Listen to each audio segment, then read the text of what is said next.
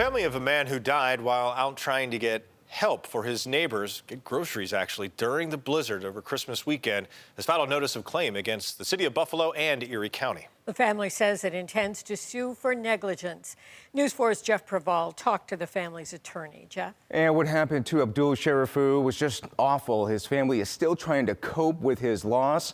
Abdul Sherifu was just 26 years old and was a native of Congo. He died while his wife was pregnant with their son.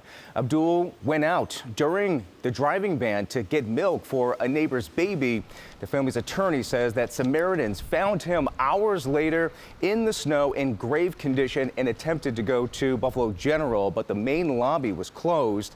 They then went across the street to Oshai Children's Hospital, where he was pronounced dead. The family claims that Abdul was denied medical care at Buffalo General, something that Kaleida Health disputes.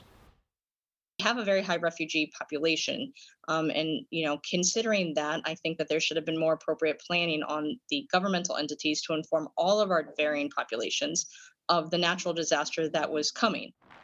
The family's attorney says specifically that refugees weren't warned adequately enough by government agencies of the storm's severity, and that Erie County was late in issuing the driving ban. A notice of claim has been filed against the city of Buffalo and Erie County, which is the first step before filing an official lawsuit.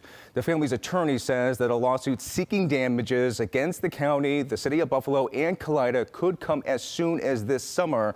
Erie County and Kaleida Health say they have no comment on this legal action.